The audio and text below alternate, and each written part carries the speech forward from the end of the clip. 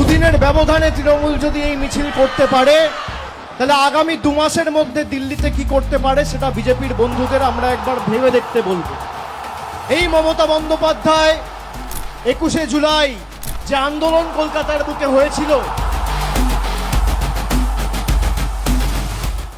তারপর থেকে যখনই ভারতবর্ষে ভোটাধিকার কেউ প্রয়োগ করেছে, তৎকালীন যুব কংগ্রেসের সভানেত্রী মমতা বন্দ্যোপাধ্যায়ের আন্দোলনের কথা তারা মনে করেছেন এবং সে আন্দোলন আজও স্বর্ণাক্ষরে লেখা রয়েছে।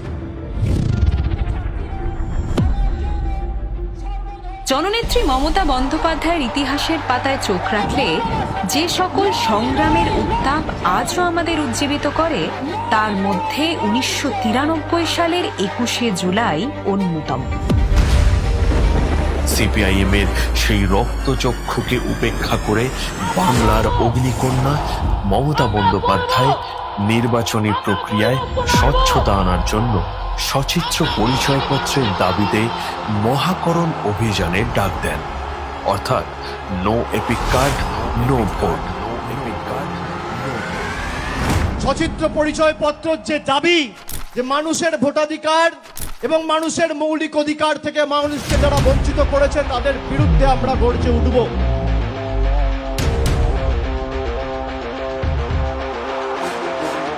তেরো জন তরতাজা যুবক সেই দিন 21শে জুলাই প্রাণ দিয়েছিল। কলকাতার মেয়র রোড ও রেড রোড চত্বরে অগ্নিগর্ভ পরিস্থিতি তৈরি হয়। নির্দ্বিধায় পুলিশ গুলি চালাতে শুরু করে।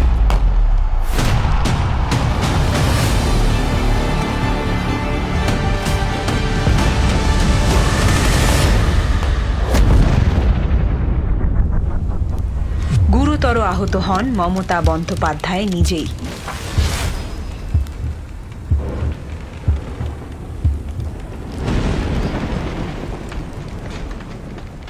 প্রাণ হারান 13 জন নিরপরাধ মানুষ, আহত হন 200-র বেশি।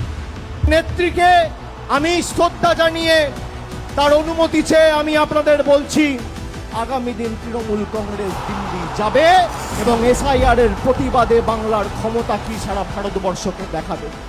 আগামী 26-এর লড়াই শুধু মমতা বন্দ্যোপাধ্যায়কে চতুর্থবার মুখ্যমন্ত্রী করার লড়াই নয়, আগামীর লড়াই বিজেপিকে শূন্য করার লড়াই, বিজেপিকে শূন্য করার লড়াই, বিজেপিকে শূন্য করার লড়াই।